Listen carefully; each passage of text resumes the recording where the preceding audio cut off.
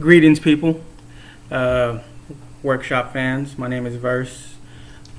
I'm a writer for Workshop, and you may know me from my blog, Verse Words, on the website. I thought we'd do something different today.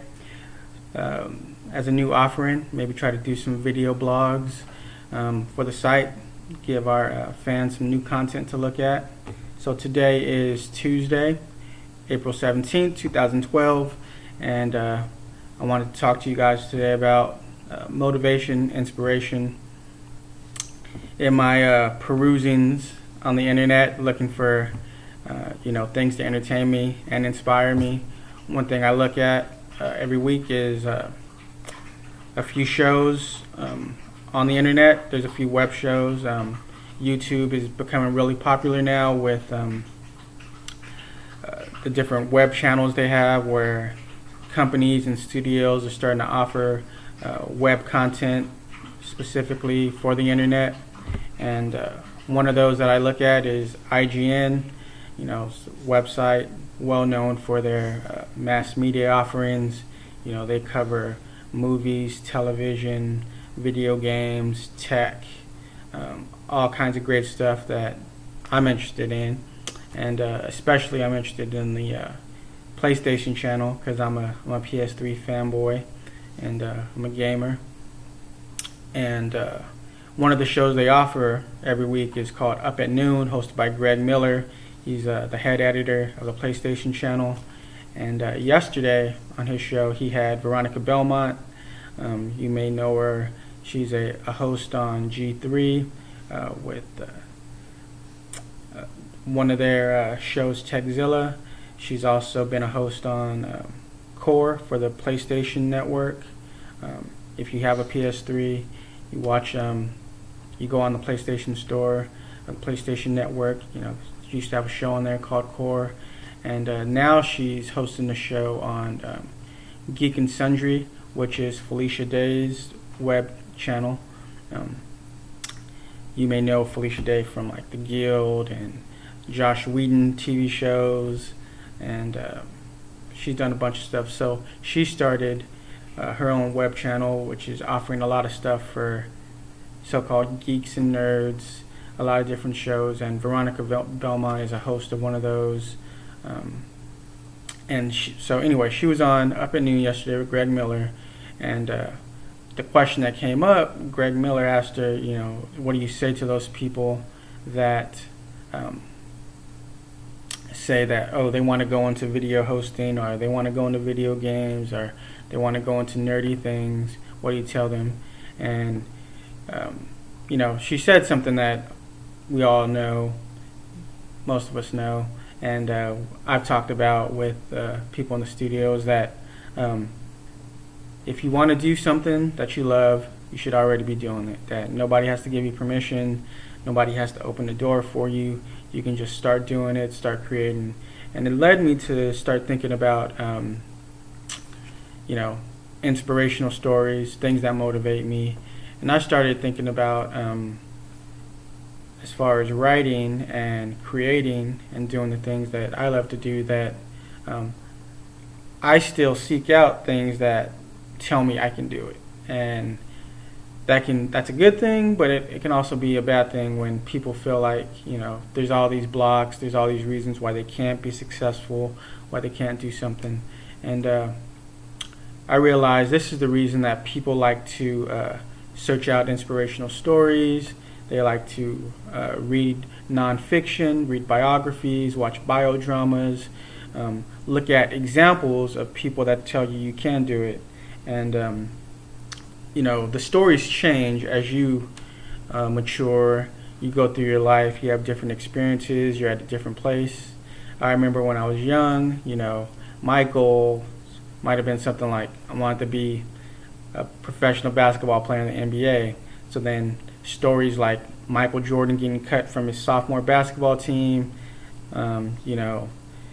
taking that, working even harder, making it to to college, to the NBA, to be the greatest of all time. Kids see something like that and they're like, wow, if even Michael Jordan could get cut and still make it, then I can do that too.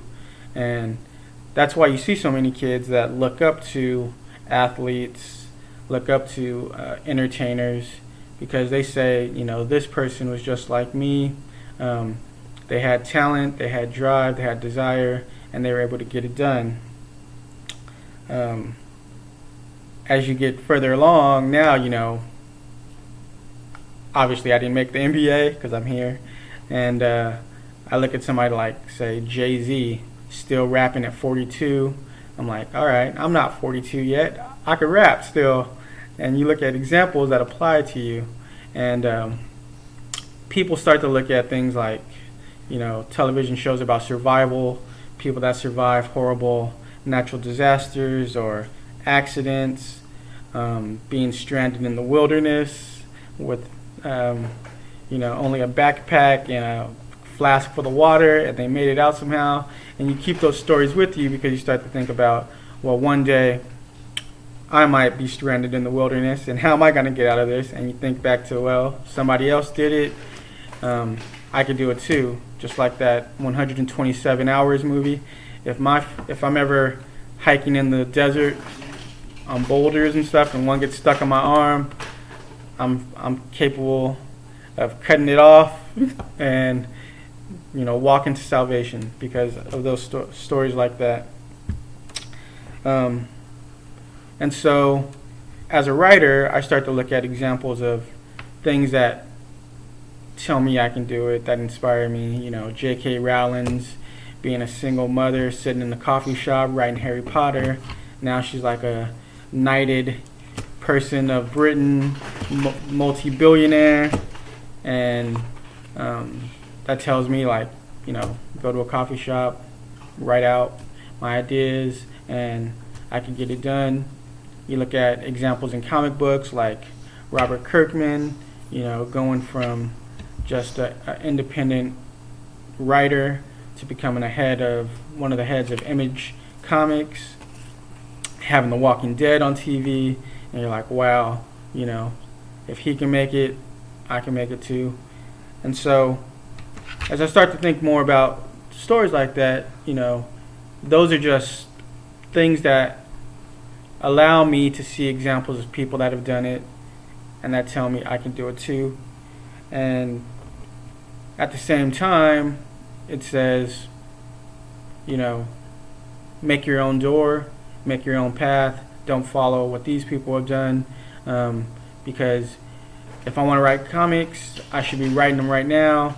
They might not have the readership of, say, Amazing Spider-Man or Superman, but as long as I'm doing it, I can say that I'm a comic book writer, and the audience will find me.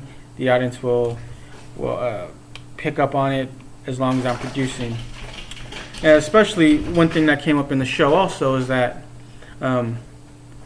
you want to have samples of your work so that people can see what you can do, and especially over an extended period of time, people can say, okay, he has a passion. He's been writing a blog about bugs for 4 years. It obviously shows he's able to produce consistently. I can look at the dates of his blog entries and say every week he was able to come in, write 1,000 words about bugs, and still maintain his interest, still think of something new, a different angle, express his opinion in a very formed and professional manner. And now I'm going to hire that person. I'm going to give him the opportunity to take his passion, take his love, take his ability, his skill, what he's worked at, what he's